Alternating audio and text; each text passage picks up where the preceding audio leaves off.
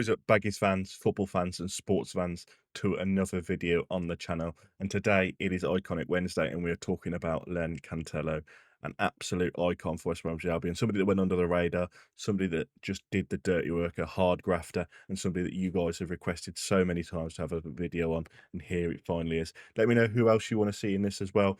I'm always looking for suggestions for players. It could also be managers as well, so make sure you get into the comments down below and let me know. Subscribe. We are well on our way to 500 subscribers, so thank you very much. The season is coming very, very soon, so there'll be a lot more content coming out, so make sure you subscribe and ready for that. And of course, thank you very much for being here. I appreciate each and every one of you. Let's go for 40 likes on this video and get straight into it. And today we're shining the spotlight, as I mentioned, on a name that doesn't always grab the headlights but deserves every bit of recognition: Len Cantello, the midfield general, the quiet architect, a man who helped lay the foundation for one of Albion's most exciting eras. He wasn't the flashiest player, he wasn't the loudest voice, but he was dependable, intelligent, and we'll soon see capable of scoring a goal so good it was named best in the entire country. Born in Manchester in 1951, Cantello kicked off his footballing career in a tough, no-nonsense era. There was no glamour, no social media, no billion-pound contracts, dirty pitches, heavy balls. It was just talent, grit, and determination. He joined West Bromwich Albion in 1968 at just 17 years old. Young, raw, but full of potential. He was a quiet lad, but on the pitch, his game spoke volumes. By the time he left in 1979, Cantello had made over 300 appearances for the club, a testament to his consistency, work ethic, and value to the team.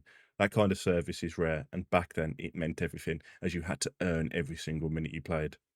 So, what kind of player was he? Well, think of the midfield metronome, a deep line general who could sit just in front of the defence and pull the strings like a conductor. He wasn't about pace or flair. He was about positioning, awareness, timing. He always seemed to be in the right place at the right time. He didn't just chase the ball, he anticipated it. When the defence needed relief, he was there. When the forwards needed service, he was there. He broke up play, spread the passes, and kept the rhythm going, even when the match got scrappy.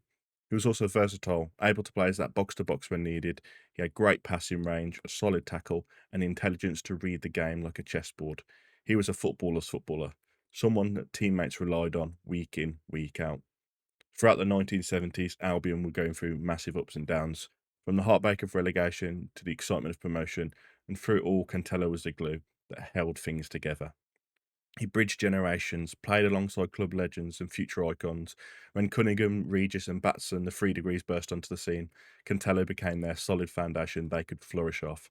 He did the hard yards, the dirty work, the unseen stuff that let flair players fly. While others grabbed headlines, he ensured the engine kept running smoothly, quietly, and efficiently. Now let's jump to a moment that lives in a lot of your memories and a lot of your heads. The West Bromwich Albion 5, Man United 3 game, December 30th, 1978. The date that all of us won't forget. West Bromwich Albion are away at Old Trafford to face Man United, and what unfolds is a match still hailed as one of the greatest English League games of all time. The score, 5-3 to West Bromwich Albion. Yes, a dominant, stylish win, and right in the middle of it was Len Cantello, delivered the moment of the match, maybe in the moment of the season. It started with intricate, flowing build-up play, smart passes, intelligent movement, beautiful team chemistry. The ball that finds Cantello just on the outside of the box, he doesn't hesitate. With his right foot, he curls a thunderous strike into the top right corner, leaving United goalkeeper Gary Bailey completely stranded. It was sublime. The power, the placement, the timing, the perfection, the build-up play, the little fancy flicks. The strike earned Cantello ITV Goal of the Season for 1978. And think about who he was up against at the time: Kenny Dalglish, Liam Brady, Trevor Francis, Glenn Hoddle, all in their prime. But it was Cantello, the reliable midfielder from Albion, who stole the crown with that moment of magic. The goal just didn't win awards, it captured the imagination of fans across the country. It was proof that beneath the quiet professionalism, Cantello had the quality to deliver the spectacular. Just a year later, in 1979, Cantello again would make footballer history, but this time it wasn't for the goal, it was for his testimonial match. Instead of a Stanley friendly, a unique fixture was organised: a team of white players versus a team of black players. Now, today, that might seem prerogative, but back then it was actually a powerful and progressive statement. Racism in football was rampant. Black players were facing monkey chants, abuse, and shocking treatment across the terraces. But at West Brom, things were different. Cunningham, Regis, and Batson weren't just tolerated, they were celebrated. And Cantello's testimonial was seen as a way to highlight the rising prominence and contribution of black footballers in the English game. Far from controversy, the match became a moment of recognition, and Cantello, with his trademark humility, was at the centre of it, not just as a footballer, but as part of a wider culture shift in the sport. It was a brave choice, a groundbreaking event, and is still discussed in documentaries, books, and classrooms today. After West Brom, he moved on to Bolton Wanderers, where he continued to showcase the same professionalism and leadership that had defined the time at his Hawthorns. He later had a brief stint at Derby County, winding down his playing career quietly without fuss, just like he did everything. He didn't chase the limelight, he didn't need it, because the time he hung his boots up, he'd already built a legacy most players can only dream of. Over a decade at one club, hundreds of appearances, a goal of the season, a role in one of football's most culturally significant testimonial matches. So what's his legacy? It's subtle, understanded, but powerful. He was a kind of player who forms the backbone of a great team. He didn't need to be the captain to lead it. He didn't need to score every week to make an impact. He was respected, trusted, and dependable. He represents a kind of football that we don't see enough of these days. Humble, consistent, and quietly brilliant. A player who's made others better just by being there. Who's the bridge between eras, the stabiliser in turbulent times, and an architect behind some of Albion's most electric football.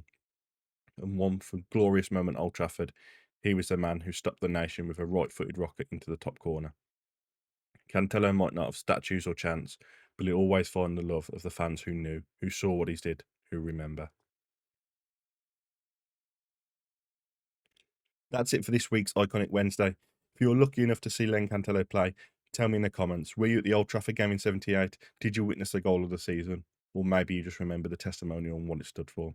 Hit that like button if you enjoyed the trip down memory lane. Subscribe if you haven't already, and ring that bell so you never have to miss an update on another Albion legend. Thanks for watching, and as always, up the Albion.